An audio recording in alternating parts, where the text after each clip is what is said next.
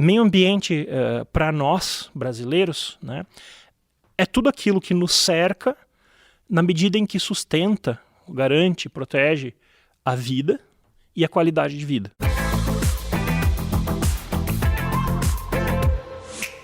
Olá, estamos começando o UXplay Podcast, nosso espaço de conversa com quem entende do assunto.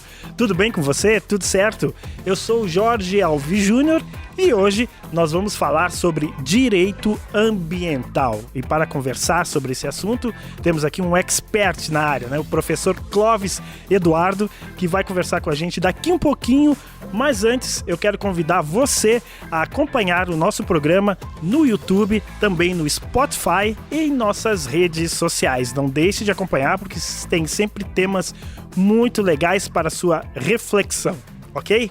Professor Clóvis Eduardo, satisfação em recebê-lo aqui no UXplay Podcast. Muito obrigado por ter aceito participar aqui do nosso programa. Eu que agradeço o convite, Jorge. Um prazer enorme para mim estar participando desse espaço. Que legal. Professor, antes de nós entrarmos no tema específico, né, direito ambiental, complexo e amplo, vamos conhecer um pouco da sua história, né, professor? Sua história profissional, como entrou no curso de direito, o porquê do direito ambiental. Conta um pouco aí da sua trajetória, professor. Eu me formei em 2002 na Universidade Federal de Santa Catarina. Né? Eu sou gaúcho de Bento Gonçalves, né? mas fui para lá. E durante o curso de Direito eu tinha alguns interesses, né, em áreas diferentes, mas o que acabou chamando mais minha atenção foi Direito Ambiental, principalmente por conta da interdisciplinaridade. Ele é uma área que exige que você discuta economia, sociedade, política, né? Não é uma área, embora ela tenha um perfil também técnico muito importante, ela também é uma área abrangente, uma área que demanda conhecimentos gerais, né? E, portanto, é uma área muito estimulante, né? Uma parte do direito que nos deixa em contato não apenas com outras áreas do direito, mas com outras ciências, né? Eu acho isso fascinante. E das ciências, que eu também estava dando uma pesquisada, filosofia, sociologia, também entram nesse conglomerado aí de disciplinas, não é, professor? Com certeza. Todas as ciências humanas e sociais, né, têm algo a dizer sobre a questão ambiental. Todas, né? E também sobre a questão jurídica. Então, logo, né, sociologia, antropologia, psicologia, economia, né, uma questão que não pode ser... Inclusive, tem o mesmo radical, ecologia e economia, né? Ecologos, economos. Eco tem a ver com a casa, né? É onde a gente vive, então isso está muito interligado. Agora, se você for também para outras áreas, as biológicas, né, a ecologia surgiu dentro da biologia. Né? Então você vai precisar, no direito ambiental, recorrer a áreas técnicas. Né? Não apenas a biologia, mas a outra, química, engenharia, tudo isso vai entrar no nosso estudo, né? Dependendo o assunto específico, né? Que se esteja tratando, mas é uma característica inerente ao direito ambiental. Você quer trabalhar no direito ambiental, tem que gostar da interdisciplinaridade, tem que ser uma pessoa curiosa, né, e se interessar por outras áreas do conhecimento. Acaba ampliando bastante, né, professor? Isso é muito legal para o conhecimento. Professor, vamos começar então o nosso bate-papo aqui, a nossa conversa sobre direito ambiental, mas antes, né, vamos, professor, definir o que é o meio ambiente, né? Como nós definimos o meio ambiente nos dias de hoje? Perfeito. Eu vou contar uma historinha, então, se você me permite fazer uma retrospectiva histórica, que eu acho que é muito interessante, principalmente quando a gente está falando para um público muito amplo e de perfis diferentes, de áreas diferentes, que têm histórias de vida diferentes, né? Não para um público que focado numa atuação mais técnica, né? Então, é interessante a gente pensar que a palavra ambiente ou meio ambiente, ela surgiu no campo da biologia, né? Então ela vem lá das ciências biológicas no século XIX. A ecologia, particularmente, que é um ramo, inicialmente é um ramo da biologia, ela surgiu há controvérsias em 1866 ou 1869. Ela foi fundada por um biólogo alemão chamado Ernest Haeckel. E na perspectiva da ecologia, nós não deveríamos trabalhar como fazem as ciências modernas, apenas com uma perspectiva analítica, tentando entender em detalhes o seu campo do conhecimento, mas também ter uma visão sintética, ou seja, tentar entender como que as coisas funcionam no todo, todas juntas, em contexto, né? As ciências modernas se desenvolveram, vamos dizer assim, a ciência e a tecnologia, principalmente a partir do Renascimento, né? Nos últimos séculos, sobretudo do século XVI, por aí, né? Daí para frente, as ciências modernas se desenvolveram, vamos dizer, com essa perspectiva de entender o detalhe, de entender as menores partes das coisas, de fragmentar os objetos de conhecimento para ser cada vez mais específico. E a ecologia, ela traz essa visão de todo, de contexto, né? Quer dizer, no caso da biologia particularmente, qual é o ambiente em que os organismos vivem, né? Quais são as relações que esses organismos têm com outros organismos e com o meio físico. Isso traz isso é importante não apenas para a questão ambiental, mas para a questão do conhecimento, para a epistemologia. Por quê? Hoje nós temos esse palavreado até que é muito contemporâneo de falar de redes, falar de interação, falar de contexto. Isso é uma retórica, digamos assim, um vocabulário, melhor dizendo, que tomou conta das ciências como um todo, que passam a se preocupar não apenas com a especialização, mas com interdisciplinar. Tá? Uhum. Onde que eu quero chegar com isso? A palavra meio ambiente, no sentido original, ela tinha uma pegada mais biológica. Quer dizer, eu vou entender o ambiente orgânico, né? O ambiente onde o organismo está. Mas eu vou datar para o pessoal situar assim, historicamente, nos anos 40... né?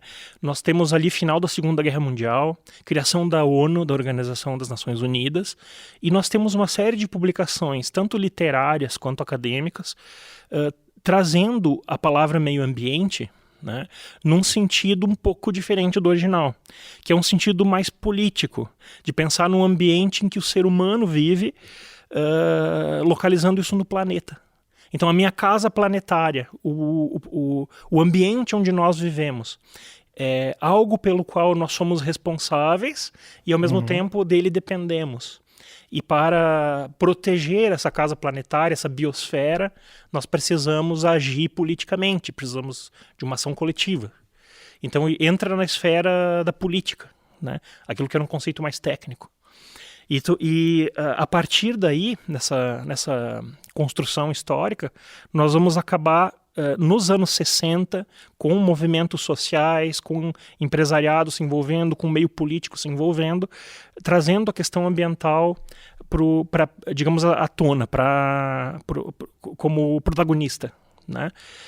E aí nós temos uma série de eventos importantes. O mais marcante para o direito é a Convenção de Estocolmo de 1972. Né?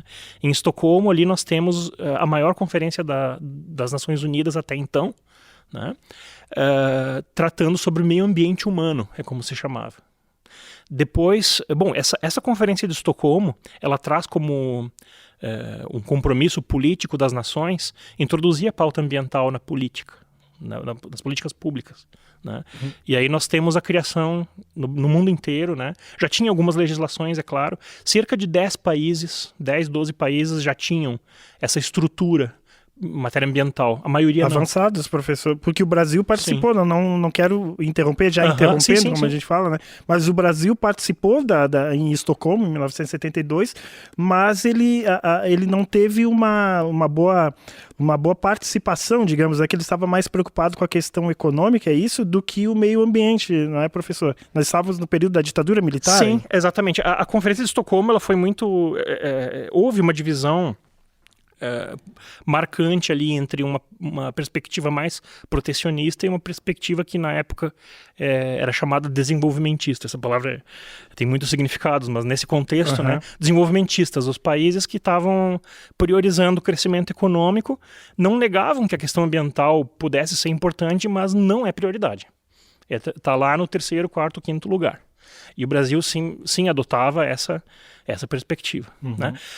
E essa divisão política, digamos assim, vai marcar todo o histórico das conferências internacionais até hoje, embora seja diferente do que na época. A configuração é diferente, né? Mas ainda assim existe perspectivas bem diferentes. Né? E, claro, muitas vezes se muda o governo também, a pegada muda, mas os países têm uma certa tradição.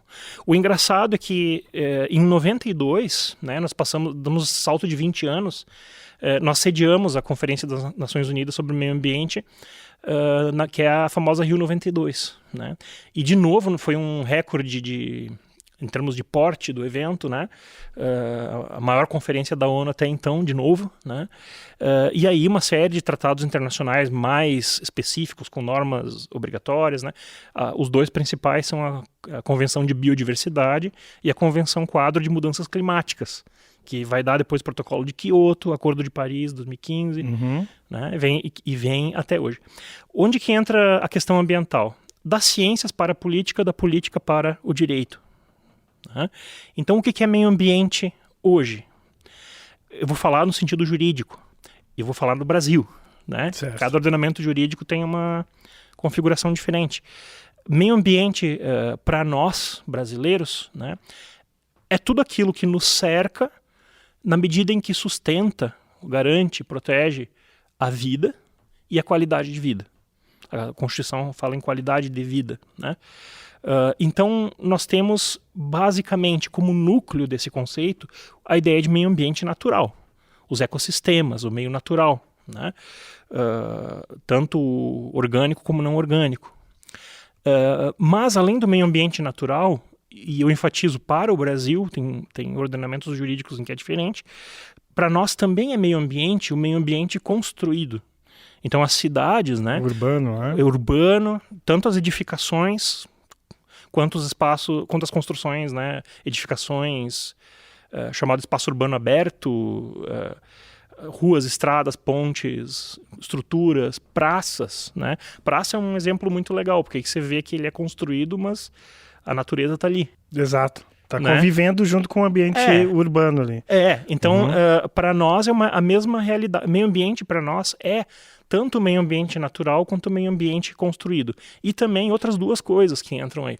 O meio ambiente cultural, que aí vem um aspecto simbólico, toda a ideia dos modos de viver, né? De fazer, de criar, como está na Constituição, chamado patrimônio cultural, né?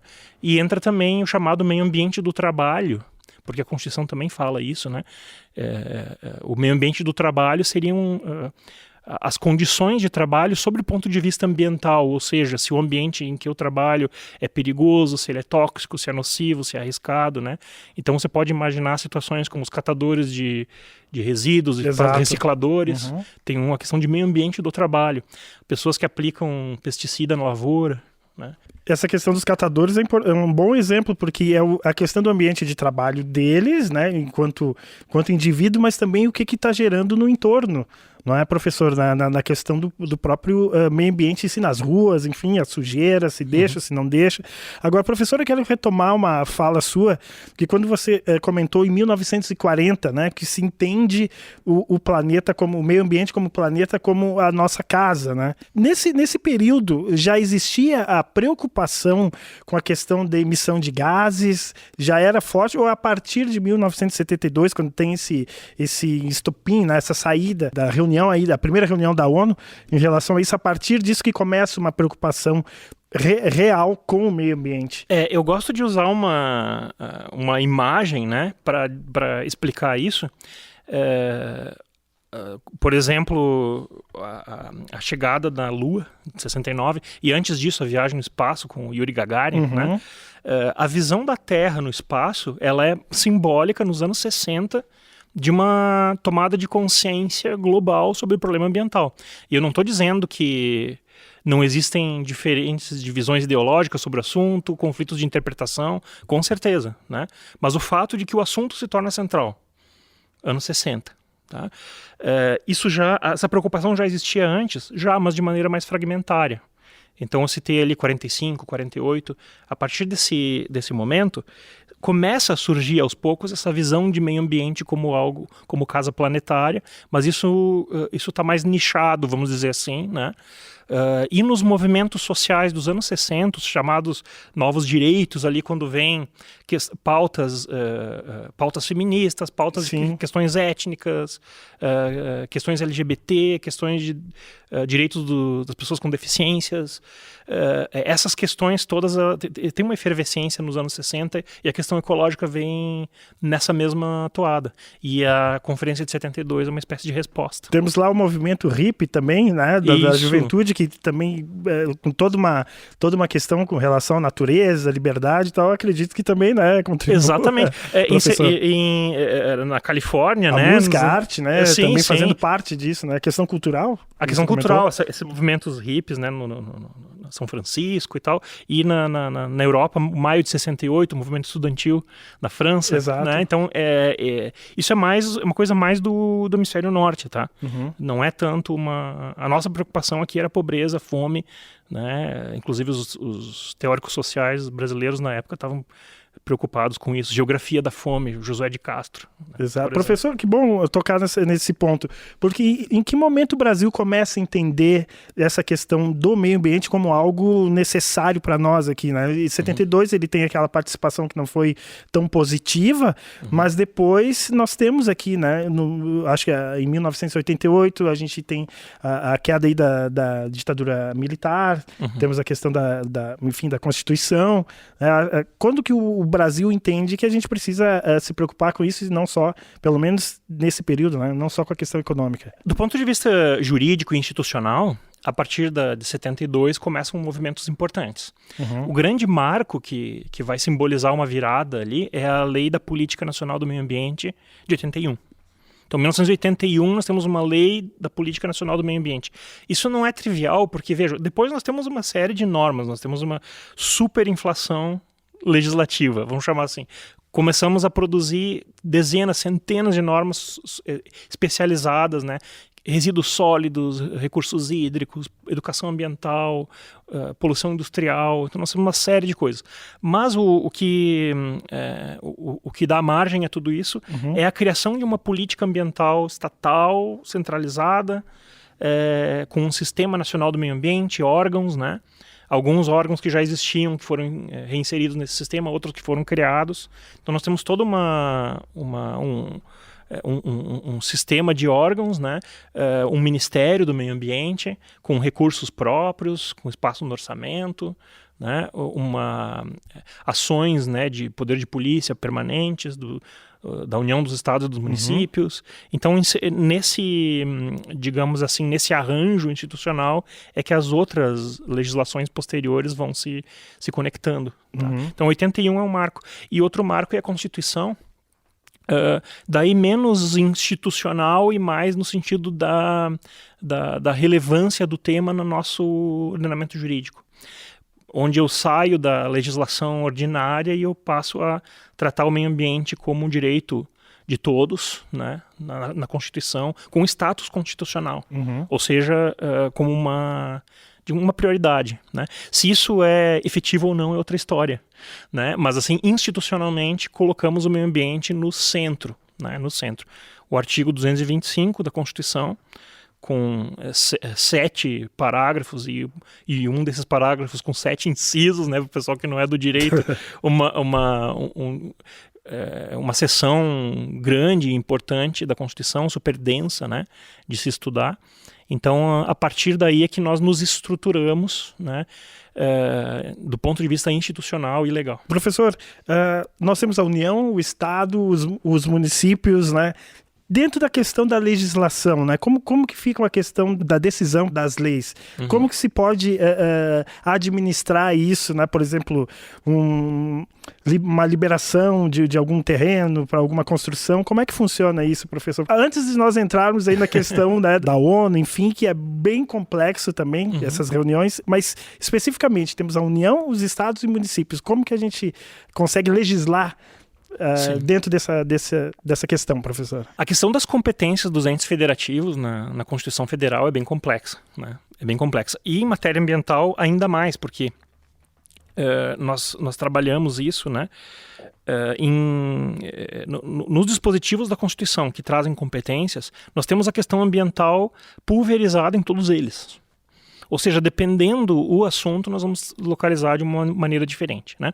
As principais competências, assim, para ser sucinto, que nós vamos ter, na esfera legislativa, a maior parte das competências ambientais é chamada competência concorrente, ou seja, é da União e dos Estados. Trabalham juntos, é isso? Nós vamos ter normas federais e normas estaduais. A União produzindo leis gerais e os estados leis específicas à realidade estadual.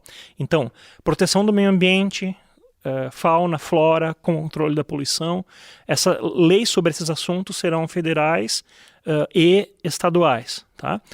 Mas nós também temos a competência legislativa do município para legislar sobre assuntos de interesse local. Então, quando o interesse é estritamente local, o município vai legislar com uma competência exclusiva. Então ele vai ter autonomia, mesmo que seja uma lei da União, digamos, ele tem essa liberdade de legislar e tomar decisão? É isso, professor? Depende do assunto. Então, por exemplo, a questão de legislar sobre vegetação, cobertura florestal, né, vegetação nativa, isso vai ser competência da União e dos Estados. Ponto. Tá? O que o município vai poder fazer sobre isso? Apenas suplementar a legislação federal e estadual que já existe. O município não cria nada, ele só detalha, vamos dizer assim. Né? No popular, ele detalha as obrigações legais já existentes. Mas tem algumas exceções a isso, onde entram competências exclusivas dos municípios, que são de interesses, onde prepondera o interesse local. Vamos dar um outro exemplo. Nós temos a questão dos resíduos sólidos. A questão dos resíduos sólidos também é competência da União e dos Estados, porque é competência concorrente. Mas se eu estiver falando de legislar sobre o serviço de reciclagem, de coleta do lixo, etc., eu estou falando do serviço.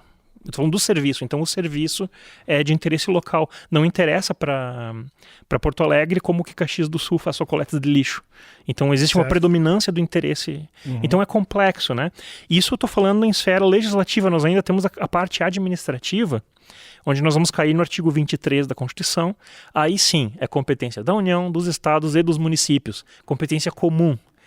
E daí os alunos perguntam, mas se é competência de todos, como que resolve isso? Pois é, exatamente. Exatamente. Nós temos uma lei complementar, chamada Lei Complementar 140/2011.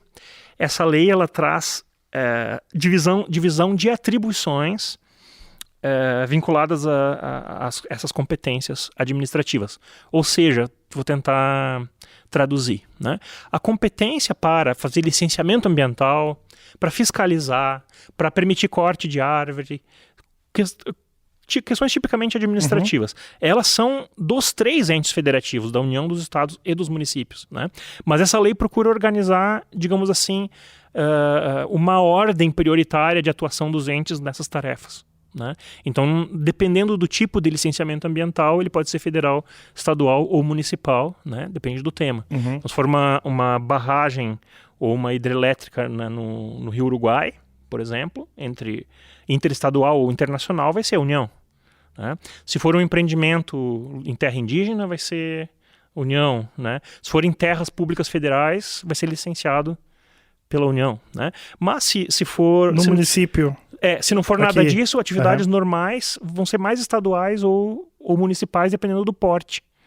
E nós vamos ter resoluções, vejam a complexidade, resoluções estaduais, dos conselhos estaduais do meio ambiente para determinar critérios técnicos. O que é por exemplo, um frigorífico pequeno, médio, grande ou muito grande. Né? Conforme o número de cabeças, o licenciamento vai ser municipal ou estadual. Então é uma matéria bem complexa, né? E a gente, no curso de Direito, a gente leva um bom tempo, algumas semanas para destrinchar isso. Pois realmente não é fácil, professor, é bem complexo, mas digamos que não existe uma determinada lei na União. O Estado ele pode criar uma lei específica para uma determinada questão, já que não existe na União essa lei, E se a União depois cria essa lei que o Estado já fez, como é que fica, professor? Nesse âmbito das competências concorrentes, tanto a União quanto os Estados podem legislar. A União tem que fazer normas gerais. Os Estados podem fazer normas específicas, tá? Então, se não tem norma federal, o Estado pode fazer à vontade. É tarefa dele fazer. Né? Se já tem a norma federal, ele pode fazer do mesmo jeito, só não pode contrariar a norma federal. Né? Por outro lado, quer dizer, a norma estadual ela pode ferir norma federal se ela contradiz a norma federal já existente. Mas o oposto também pode acontecer. Se a União legisla invadindo a competência dos estados, o que seria isso? Legislar sobre... por exemplo, os canyons do Itembezinho, por exemplo. É uma temática que é especializada, é nossa, né, do Rio Grande do Sul. A norma federal ela pode invadir também a competência da norma estadual se ela for demasiado específica. Isso é um assunto bastante discutido. Agora, quem não pode fazer isso, quem não pode legislar sem norma anterior é o município. Ele só pode aí detalhar a norma já existente, federal e estadual, se a gente estiver falando, né, de competências concorrentes. E esse detalhamento, professor, é um detalhamento que traz o benefício para o município, mas ele vai ter que ser aceito ali pela União, é isso? Vai ter que passar por um critério, por uma avaliação para ver se é possível. Porque a gente sabe que pode se utilizar de alguns elementos, artifícios para se autobeneficiar em uma determinada questão, por exemplo, o interesse em construir uma empresa, um shopping center, seja o que for, numa área que não se poderia fazer isso. Eu entendi onde você quer chegar agora, que existe um conflito de competência, existe uma disputa entre a competência para legislar sobre questão florestal, que é da União e dos Estados, e a competência do município de ordenar o seu território, que é uma competência daí do município, certo? Então a gente diz assim, eu vou mudar o plano diretor de maneira que isso vai acabar repercutindo nas normas florestais, porque eu vou, por exemplo, tirar a mata ciliar do rio, eu vou mexer na nascente, na encosta, né? E aí fica a pergunta, isso é uma questão de ordenação do território ou isso é uma questão florestal?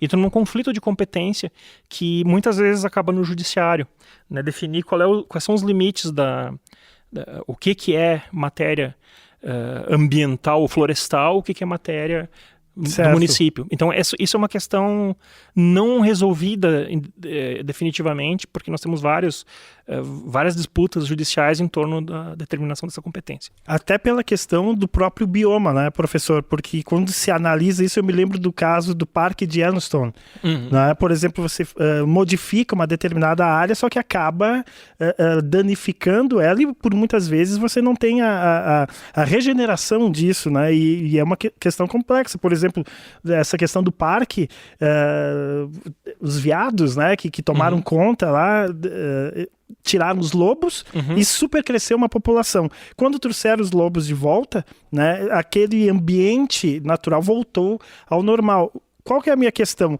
Por exemplo, quando você toma uma ação dessa, mesmo que depois você vai fazer um replantio, alguma coisa assim, mas você está atingindo aquele meio ambiente. E aí essa questão é complicada, né, professor? De análise de como fazer essas coisas. Exatamente. Isso que você se referiu agora se chama manejo ecológico, né? Quer dizer que você alterar o meio ambiente, mas não para degradá-lo, e sim para favorecer, de repente, por exemplo, uma medida de recomposição ou de regeneração, né?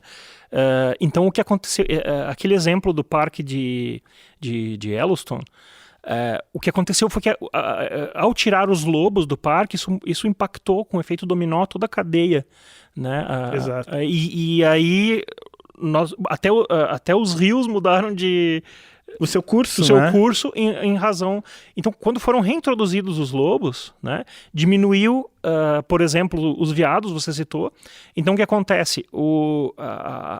A mata ciliar dos rios voltou, reconstituiu a canaleta natural do rio, vamos chamar assim, né? A mata ciliar recomposta, os rios deixaram de se... eles estavam esparsos, né? E eles passaram a seguir um fluxo mais contínuo. A vegetação, né, voltou a crescer ali. Nas suas margens, não é, professor? Que eu me recordo, né? Exatamente, que é a mata ciliar, né? Então, saindo esses animais que estavam comprometendo a vegetação, porque eles estavam num número muito elevado, é o equilíbrio ecológico, né? Aí, bom, é uma área técnica que não é a minha, mas a presença de uma espécie foi trazendo a presença da outra em um efeito dominó. Voltou tudo, voltou ursos, castores, etc. Os castores fazem diques e barragens que também contribuem para a preservação do curso do rio, né? Então você teve ali um florescimento, uma recuperação do ambiente natural.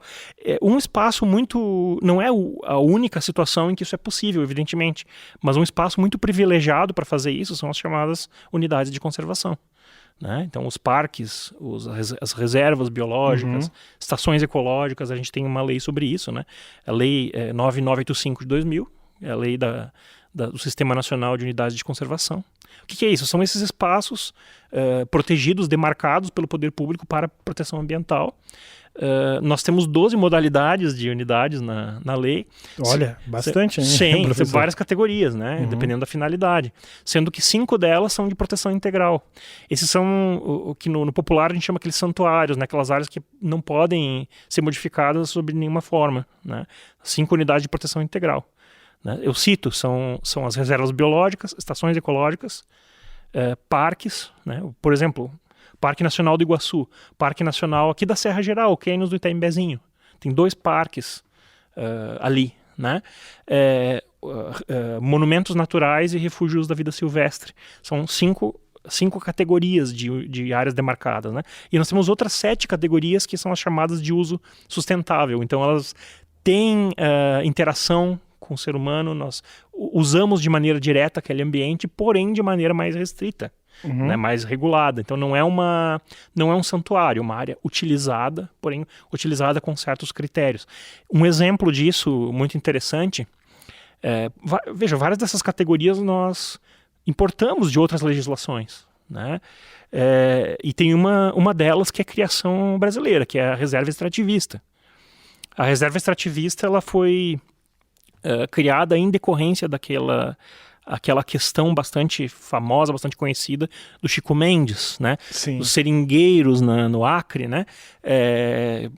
Chico Mendes sindicalizou os seringueiros para tentar garantir a proteção basicamente do seu modo de vida, né? Da seringagem lá por meios tradicionais, né? Certo. Então a reserva extrativista é uma área que é demarcada ao mesmo tempo para a proteção do ambiente natural e para garantir a sobrevivência de uma comunidade tradicional, essas comunidades que vivem no meio rural diretamente ligadas à natureza, né? E que fazem uma atividade extrativista não agressiva. É o caso dos seringais. Eles tiram a borracha, que tem alto valor comercial, mas são técnicas artesanais, né? Técnicas artesanais e que foram criadas pela sabedoria das gerações aí justamente para não matar a árvore, né? E se você fizesse uma exploração industrial disso, você poderia acabar com a área facilmente. Então a reserva extrativista ela quer defender a população tradicional e o ambiente ao mesmo tempo, porque se considera que essa relação, essa simbiose é positiva, né? Então essa é uma categoria que nós criamos na legislação brasileira. E outras, como os parques, nós importamos. O parque que tu citaste, Yellowstone, nos Estados Unidos, né? Foi o primeiro parque ecológico, né? Alguns dos parques mais antigos do mundo estão no Chile também, né? Imagina, professor, o estudo profundo, né, em cima desse parque para servir de exemplo para outros países e justamente nessa preservação. Eu quero trazer novamente, professor, que o direito ambiental ele tem alguns princípios, né? E dentro desses princípios nós temos 2 que me chamam a atenção, acredito que são muitos, que é o da prevenção e precaução.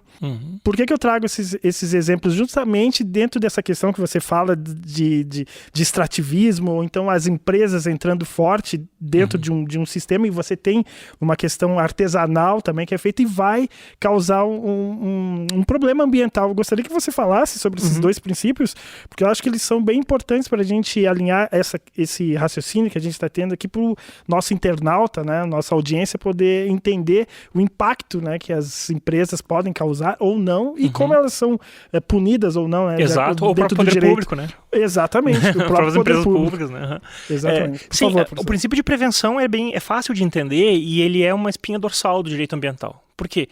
Normalmente o direito se preocupa com o pós-fato. Depois que o problema aconteceu, o problema já existe e nós vamos resolvê-lo, né? O processo civil começa quando já deu, o casal briga, o imóvel deu divergência sobre o imóvel, deu problema de partilha, né? O problema já estourou. O direito penal é a mesma coisa, ele começa, né, com o fato, crime, né? Então, o direito ambiental ele tem embora ele tenha normas de reparação de danos e de repressão na esfera penal, ele tem tudo isso, mas a ênfase dele não é essa, a ênfase é evitar o problema. Então, os instrumentos do direito ambiental, na sua ampla maioria, né, estão voltados para a prevenção, para evitar que o problema venha a acontecer, né? Por isso que nós estudamos, por exemplo, o licenciamento ambiental. Então, se uma empresa privada ou pública, né, vai poluir o meio ambiente ou produzir uma atividade de risco que pode vir a degradar ou não, mas ela cria risco, por exemplo, transportar substâncias perigosas, tóxicas, explosivas, etc. Só um exemplo, né? Cria um risco. Ou construir uma barragem de deposição de rejeitos. Além do dano que a mineração já causa, por si só ela é danosa, também tem o risco de um desastre, né? Então, isso também tem que ser licenciado. Como aconteceu lá com a famosa, que a gente pode deixar de falar de Brumadinho, né, professor? Isso, Brumadinho e Mariana antes disso, né? E Cataguases antes disso e assim por diante, né? Nós tivemos, são 15, 16, 17, já perdi o número, mas são um número enorme de desastres ambientais só em Minas Gerais. Que vai afetar gerações. Gerações aí. Como que fica, professor, a questão do direito ambiental, a cobrança em cima disso? Nós temos recentemente, esse mês de abril, professor, só para fazer um link aqui, foi o mês onde mais se devastou a Amazônia. A Amazônia teve um problema seríssimo, até tem uma imagem aqui, professor. Aqui, ó, do desmatamento da Amazônia no mês de abril, tá? Inclusive, o nosso vice-presidente também fez um comentário. Nós temos aqui 2008, o que foi, né? E agora até 2022, né? Foi a área gigantesca aí de desmatamento, né, professor? E isso é um caso seríssimo de um meio ambiente que não se recupera mais, né? Segundo informações, é do tamanho da cidade do Rio de Janeiro. Sim. O desmatamento. Então, como que se atua em cima disso? E fazendo o link, né, professor, nós estamos aí também tendo que analisar a questão do nosso governo atual, né? Como que ele está lidando com essa situação? O vice-presidente diz que é algo grave e que vão tomar providências. Mas como que fica o direito, como ele age em cima disso, junto com os órgãos? É muito delicado de falar disso, não entrar na questão política, no sentido partidário, etc., né? Mas do ponto de vista técnico, não há dúvida de que o momento é gravíssimo para o meio ambiente, né? Em todos os aspectos. Eu tenho essa posição clara, né, de que nós estamos vivendo o chamado retrocesso ecológico. Não que as coisas estivessem bem antes, não, elas não estavam, né? Mas nós temos agora um momento muito grave, né? Relacionado a terras indígenas, relacionado ao desmatamento. O marco temporal, né, que está sendo... O marco temporal na questão indígena é uma questão muito importante, né? E esse desmatamento está atingindo, né, terras indígenas. Com certeza. Seriamente, né, professor? Com certeza. A questão indígena é muito delicada, precisaria toda uma discussão à parte, né? Muita gente acha que o indígena deixa de ser indígena se ele tem celular, por exemplo. Né? E é preciso conhecer o assunto para não fazer esses julgamentos apressados, né?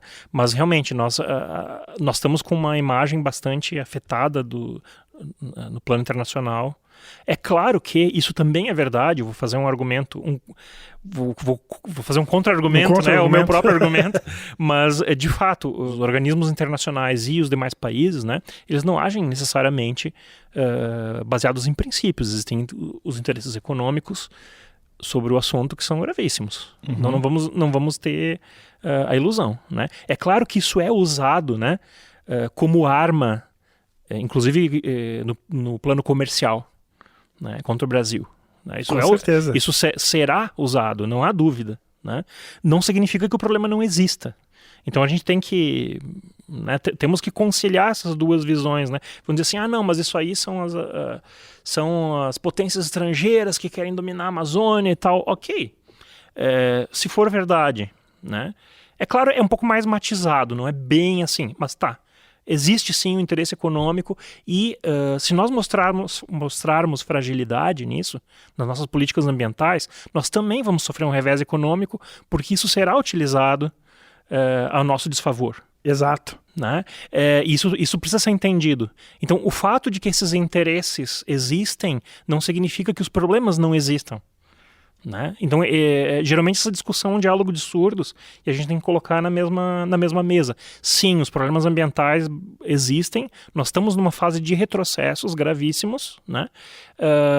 E o interesse econômico, comercial sobre o patrimônio ambiental, usando terminologia agora, os recursos naturais do Brasil, ele existe e ele vai ser utilizado. E nós esquecemos, você muito bem trouxe, professor, do interesse internacional, porque geralmente também há a questão interna, mas o interesse internacional no consumo aí da madeira, enfim, ele é existente, ao ponto também que ao mesmo tempo somos cobrados, né, pelo desmatamento, né, professor? E como é que fica esses acordos, tratados, né, internacionais, da convenções aí do meio ambiente, alinhando com o nosso direito ambiental do país? Existe uma fiscalização? Como se fiscaliza essa questão do meio ambiente, né? Sendo que nós temos uma legislação local. Isso me parece bem complexo. Né? Cada país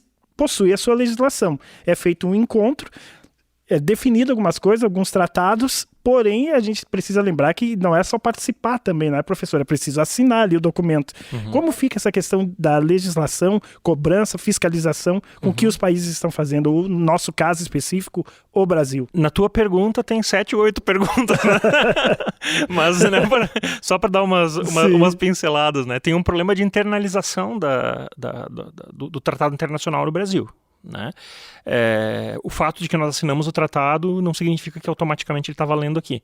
Ele tem que ser internalizado, para isso ele tem que passar pelo legislativo, falar numa linguagem simples, né? Opa, isso é importante, professor, ressaltar. Sim. Ele tem que ser internalizado, ele vai ser, através de decreto legislativo do poder legislativo federal, né? E que tem mesma força hierárquica de lei. Como eu sou leigo, desculpa interromper mais uma vez, mas eu achava que assinando o tratado a coisa já estava funcionando. Não, tem que internalizar aqui. Não, ele vai ser assinado, depois ele vai ser trazido para casa, né? Ele vai passar pelo legislativo, ele vai ser aprovado, ele vai ser transformado através de decreto-lei, ele vai passar a vigorar internamente. Né? Aí nós vamos até, se for um tratado multilateral, que foi o teu exemplo, nós vamos à secretaria do tratado depositar um documento de ratificação dizendo que nós adotamos aquelas normas, né, internamente, elas estão em vigor no nosso ordenamento jurídico interno. Né? Certo. Então existe todo um processo em torno disso. Existe um compromisso, se houve uma assinatura de um tratado, existe um compromisso diplomático, né? Mas não existe um compromisso ainda da sociedade brasileira, falando em termos leigos, né? Precisa vir, ser aprovado aqui e voltar. Tem né, os internacionalistas trabalham isso em detalhe. E existem prazos, professor, porque é necessário que existam prazos para isso, né? Você assina o tratado, internaliza aqui dentro do país, é feito todo um estudo, ver se vai estar ok, mas é preciso que exista um tempo, né? Porque a gente acaba acompanhando enquanto leigo, vendo as notícias e tal, e aquilo parece que vai, né, se estendendo, mas enfim, quando que vai ser efetivamente realizada a questão? Né? No direito internacional, não existe uma regra para todos os casos, porque cada tratado vai estabelecer seus prazos de entrada em vigor, né, a chamada vacatio legis, né, como a gente... como que se faz a denúncia, né? Ou seja, a denúncia no caso do tratado não é denúncia criminal, é quando por exemplo, os Estados Unidos assinam o tratado, mas depois resolvem sair, como fez o Trump, né? Dos acordos do clima. Então, a denúncia, né? A saída, né? A retirada do Estado enquanto parte, isso também é regulado pelo próprio tratado. Né? Certo. Então o direito internacional tem toda uma complexidade própria, uma área muito sofisticada, né? E cada país também tem ali, né? Quando a gente fala internacional geral, mas cada país também vai fazer esse mesmo processo, né? Esse mesmo procedimento de internalização, estudo e ver o que é. Por exemplo, a questão dos créditos de carbono. Certo. Né? Como que se cobra isso, professor? O que são os créditos de carbono? Como que pode se fiscalizar essa questão nos países? Os créditos de carbono, eles foram adotados, salvo engano, em 97. Eu falei que a Convenção de Mudanças Climáticas é de 92, né? Se eu não me engano, o Protocolo de Kyoto é de 97, a confirmar. Ele traz esse mecanismo de cotas de emissão, né? Então, cada país, pelo Protocolo de Kyoto, tinha uma meta de redução de emissões, né? E teria de implementar essa meta, e caso ele não conseguisse implementar essa meta, ele poderia compensar isso adquirindo créditos daqueles que superaram a meta. Né? Então, se criou um mercado em torno dos créditos de carbono. Como é que funciona o crédito de carbono do ponto de vista mais privado? Vamos falar do ponto de vista do empresário. Né? Exato. O empresário ele pode, ele pode fazer um projeto para comprovar que ele está tomando alguma medida que reduz o carbono, a emissão de carbono. Né? Ou ele está fazendo um reflorestamento, ou ele mudou o equipamento da indústria para um equipamento mais ecológico que vai economizar. Então, ele tem um projeto que tem uma confirmação técnica de que X toneladas de carbono foram... evitou-se, né, de emitir X toneladas de carbono. Certo. Tem calculadoras do carbono para fazer isso, né? Toda uma parte técnica. Tem agências vinculadas ao tratado que vão certificar isso. E essas certificações da redução de emissões se tornam títulos negociáveis no mercado, né? No mercado financeiro. Então, essas são cotas, né? Crédito de carbono. O crédito de carbono ele é equivalente a um crédito, a uma tonelada de gás carbônico que se deixou de emitir. Né? Isso produz... É ação, é título, é comercializável na bolsa. Né? E tem funcionado, professor, Sim. Você que acompanha, né? Sim. Esse trabalho tem funcionado direitinho. Eu não acompanho muito de perto, Sim. mas o mercado de cotas existe, ele está aí. Né? Desse ponto de vista, ele está funcionando. Se isso tem surtido bons resultados, a minha resposta tende a não, né? Porque os resultados de emissão de gases de efeito estufa não é positivo. Né? O protocolo de Kyoto foi fracassado, suas metas estipuladas para 2012. Sim. Então foi fracassado. Por isso, inclusive, que foi assinado o Acordo de Paris de 2015. Né? Que daí outra sistemática, né? Outro acordo, e o Acordo de Paris ele muda muita coisa. Por exemplo, as metas que eram obrigatórias em Kyoto, né? No Acordo de Paris nós temos metas voluntárias. Então nós vamos dizer quanto que nós vamos reduzir de emissões até o ano tal. Cada país vai formular suas próprias metas de acordo com sua própria realidade. Certo. Alguns são a favor disso, dizendo que não são mais realistas. Outros dizem, bom, mas se cada estado define, ele pode colocar uma meta muito baixa, né? Exatamente, a questão dos interesses que a gente sempre conversa e fala muito isso.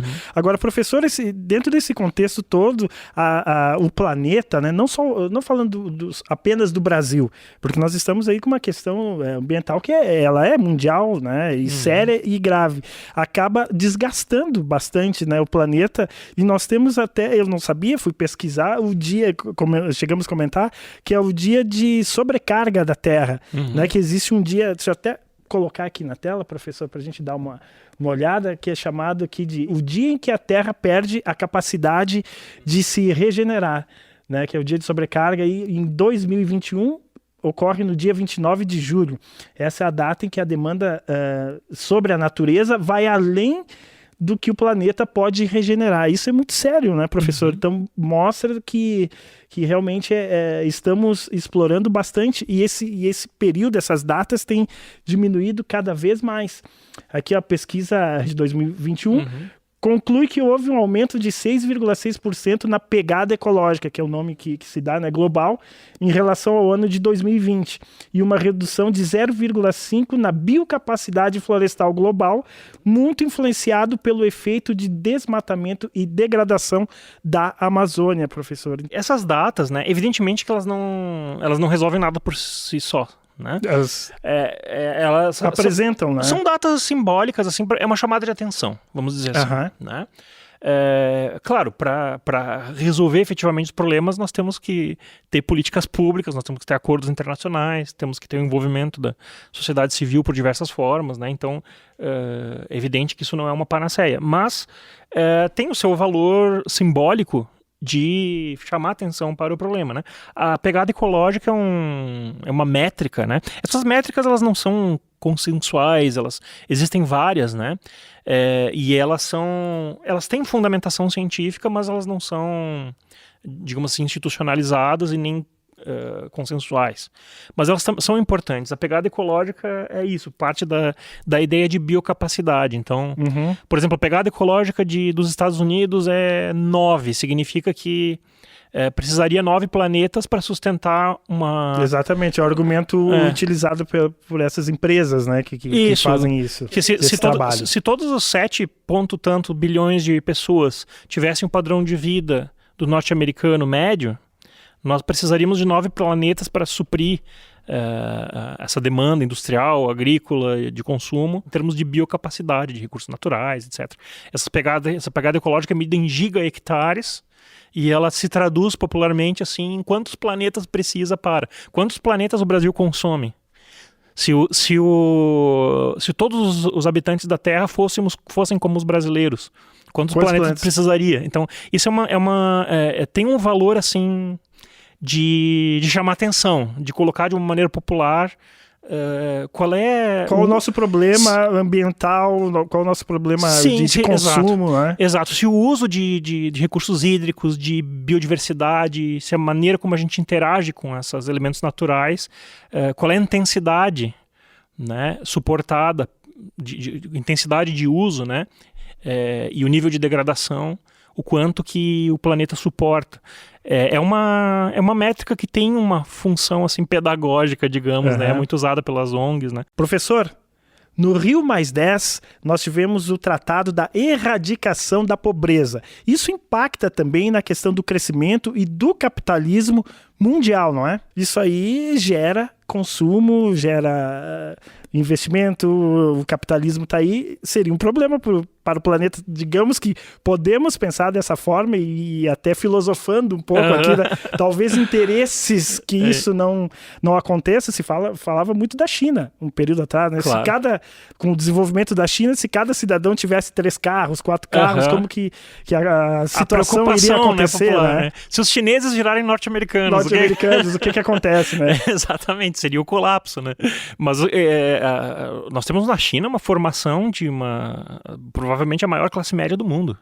A China era um dos países mais pobres do mundo há poucas décadas atrás, e hoje tem, claro, um desenvolvimento econômico absoluto muito grande, está ultrapassando os Estados Unidos no PIB.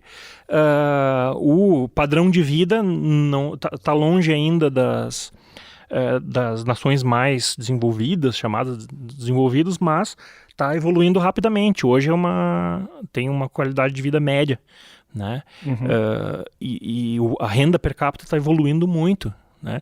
E esses clichês ainda sobre a China de que há trabalho escravo, etc. Bom, pode ter trabalho escravo, mas menos do que no Brasil, com certeza.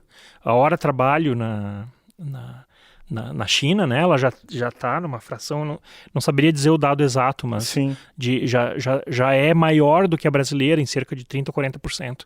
Né? Então isso é bastante impressionante. Claro que eu citei a China, professor, mas eu poderia ter citado a África também. Poderia, ou a Índia. Índia. Ou a Índia. Né? Foi um exemplo aqui que, como a gente está no momento, a gente dá uma cutucada. Mas é bom, é ótimo discutir a China, porque é um caso de desenvolvimento econômico espantoso, né? Único na história. É a maior população do mundo, né? Talvez seja ultrapassado pela Índia em algumas décadas, que cresce mais rápido, mas a China tem cerca de 1,5 bilhão, 1,4 bilhão de habitantes, é uma imensidão. Então, tudo que a China faz abala o mundo, né? Para bem e para mal. Exato. Temos a China, esse desenvolvimento foi muito preocupante do ponto de vista ambiental, porém tem o reverso disso também. O atual plano quinquenal, eles trabalham com planos quinquenais, né? Tem uma ênfase muito grande em energias renováveis, né? O investimento em pesquisa dos chineses, né, ele é aproximadamente 10 vezes maior do que o brasileiro percentualmente. Em números absolutos, vai a 50, né? E eles estão realmente convertendo. Isso vai demorar e talvez seja aquém do que o necessário. Mas eles estão diminuindo percentualmente o uso de combustíveis fósseis, que é enorme, né? Inclusive carvão, que é uma das piores coisas possíveis, né? E aumentado gradativamente as energias renováveis, né? Isso é um caminho inevitável, até por questões econômicas mesmo. Exato. Não apenas éticas, né, ambientais, mas por razões econômicas. E aí a gente repensa, né, todo o nosso modelo, né, modus operandi aí dentro desse sistema que nós estamos, né, professor? Que é o capitalismo, né? E ele gera exatamente pensar energias novas formas de consumo, enfim, várias possibilidades. Professor, e o papel do cidadão? Né? Porque nós falamos dos governos, falamos do direito ambiental e o papel do cidadão dentro desse contexto todo que conversamos até esse momento. Isso é algo muito importante, muito complexo, mas a gente pode, só para pincelar de novo, né?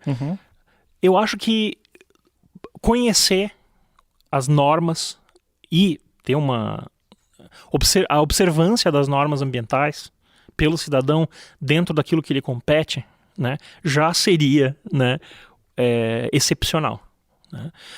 Além disso, nós temos canais, as próprias políticas públicas e a própria estruturação dos órgãos, né?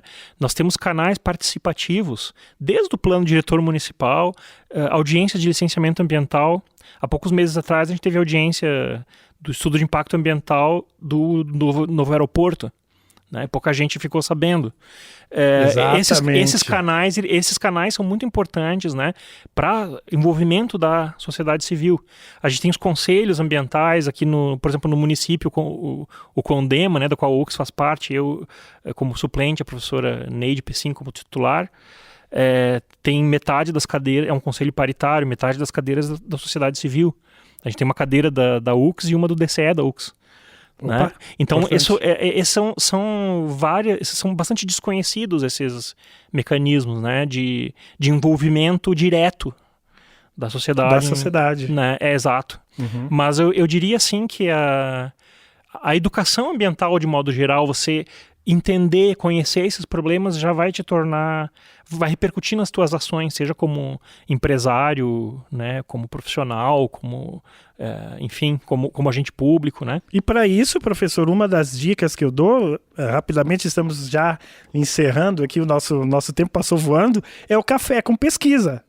Sim. Fale um pouquinho sobre o Café com Pesquisa, que é aqui da universidade, enfim, professor. Nós temos um grupo de pesquisa que se chama Direito Ambiental Crítico, vinculado ao programa de pós-graduação em Direito, né, mestrado e doutorado nós temos, né?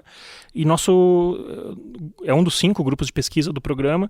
O nosso grupo, ele criou um canal no YouTube chamado Café com Pesquisa, né? Um nome simpático, onde a gente coloca basicamente as nossas atividades acadêmicas, né? Nós até temos um plano de produzir um conteúdo exclusivo, assim, feito em formato próprio para YouTube, com conteúdo novo, né? Mas por enquanto o que nós fazemos é disponibilizar as gravações das nossas atividades acadêmicas, dos eventos, né, em direito ambiental, algumas defesas de trabalhos, mestrados e doutorados, amostras científicas. E nós temos o Café com Pesquisa, não o canal, mas o programa, né? Sim. Que é um programa onde nós trazemos palestrantes, né? Não para fazer uma palestra formal, solene, mas uma conversa descontraída. E é só digitar lá, professor. Começa a nossa que está aqui, de Café com Pesquisa no YouTube. No YouTube. Convido o pessoal a acompanhar, né, os assuntos. Vale a pena, que eu já acompanhei alguns aí, muito importante. Professor, estamos nos encaminhando para o encerramento. Antes da gente concluir o programa, gostaria de saber, professor, o que o professor Clóvis Eduardo faz quando ele não está no Café com Pesquisa, quando não está dando aula, o que ele gosta, o que ele escuta, no momento de lazer, professor? Ultimamente, nada. Mas... eu tô brincando, não, mas uma banda, um conjunto... Eu sou colecionador de vinil, Opa, por exemplo. Que estilo? Então, algum estilo específico, professor? A minha raiz, assim, é rock clássico. Opa, tamo junto. Beatles e Rolling Stones, Led Zeppelin, coisas do gênero. Legal. Mas eu gosto de MPB, de jazz, eu gosto de música clássica, tem um circulo por tudo aí. Eu sou um cara eclético, né? Algum esporte, alguma coisa assim, pratica, professor? Gosta no sábado uma cervejinha, um vinho? Não bebe? O que vai? Gosto da cerveja e gosto do vinho. Pô, mas né? Estamos alinhados aí. Estamos alinhados, fazer um café com pesquisa aí, bater um papo. Né, os esportes eu também gosto de vários, mas eles estão meio abandonados. Né? Vou falar a verdade. Ultimamente eu tenho retomado as caminhadas, né? E o tênis que eu tinha começado agora é só no aplicativo. Cinema, alguma coisa de cinema, professor? Adoro cinema, adoro cinema. Algum filme legal, assim, específico que tu goste?